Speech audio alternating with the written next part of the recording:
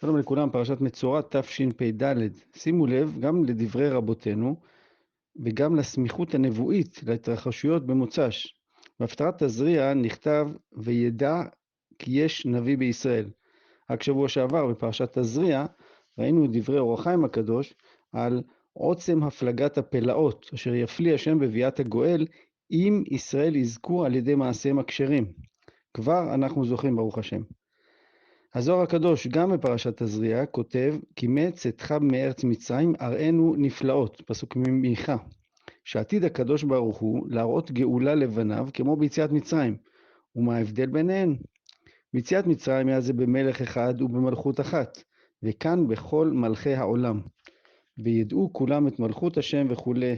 מומלץ לקרוא במקור בפרשת תזריע. למי שזוכר, כשהיינו ילדים היינו עושים קולולוש לגוגויים וגולות, זורקים לאוויר בבת אחת. מי שתופס תופס.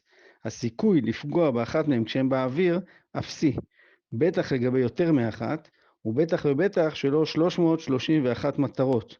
זה אולי יכול להמחיש במקצת את הנס העצום שקרה לעם ישראל בסוף תחילת השבוע בהתקפה האיראנית, באמצעות התעשיות הישראליות הביטחוניות. צריך גם לזכור ולהודות על כך שישראל בורחה והצליחה לפתח מערכות כאלה, למרות שהתקציבים שעמדו לרשותנו היו קטנים בהרבה מאלה של המעצמות העולמיות, שניסו לפתח בדיוק את היכולות הללו במקביל אלינו, ולא הצליחו. שהלימוד יהיה לתודה והודיה להשם ולזכות עם ישראל וחייליו, וכל מה שעוד עם ישראל צריך, ולגאולה שלמה בחסד וברחמים. את החסד והרחמים רואים כבר ממש בפועל, ברוך השם. אז יאמרו בגויים, הגדיל השם לעשות עם אלה. תקציר פרשת מצורע. דיני טהרת המצורע. הוא מביא שתי ציפורים, אחת מוקרבת ואחת משוחררת לחופשי. ספוילר, יש פה עניין מעניין. המצורע מתגלח לגמרי, כולל גבות. עוד קורבנות, מנחה, תנופה ועוד, והוא טהור. פעם הבאה כנראה הוא יחשוב פעמיים לפני שידבר לשון הרע וכדומה. אחר כך מפורטים דיני טהרת נגע צרעת, למי שאין ידו משגת. אחר כך דיני טומאת נגע צרעת בבית. אז לא היו ביטוחי נזק, מים ומבנה. טיפול מכני במקום הנגוע, סגר, בדיקה, קורבנות וטהרה, דיני טומאות אדם בגופו, זב ונידה. נקודה למחשבה.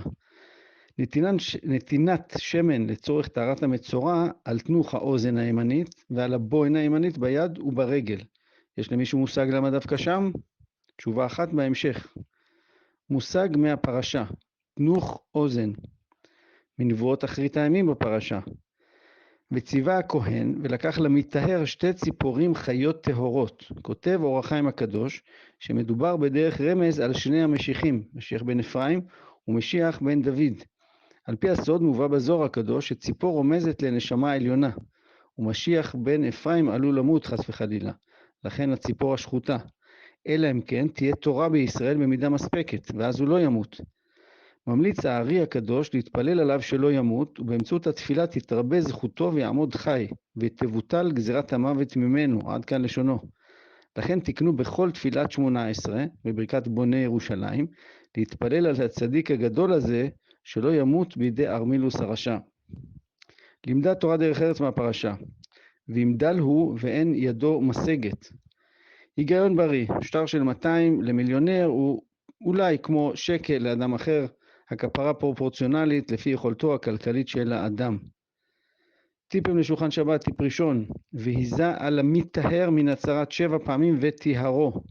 כותב בעל הטורים ש7 פעמים כנגד 7 דברים שנגעים באים עליהם, שמפורטים במסכת ערכין, והן, למי שסקרן, לשון הרע, שפיכות דמים, שבועת שווא, גילוי עריות, גסות הרוח, הכוונה לגאווה, גזל וצרות העין.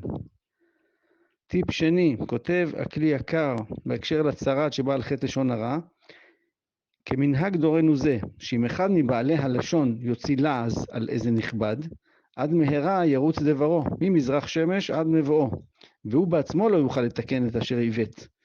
קל לדבר לשון הרע, קל ללחוץ על המקלדת, יותר קשה לחפש, למצוא ולומר לשון הטוב. בהצלחה לכולנו עם זה.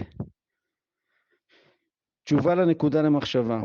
על מיקום נתינת השמן בצד ימין של הגוף, אוזן, בו אין יד, בו אין רגל, כותב אבן עזרא.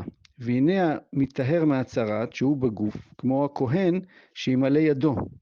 כי העוון כמו הצרת בנפש, והבוהן מקום חיבור, והוא עיקר כל המעשים. יש עוד, מוזמנים לקרוא ולחשוב למה הוא התכוון במקור.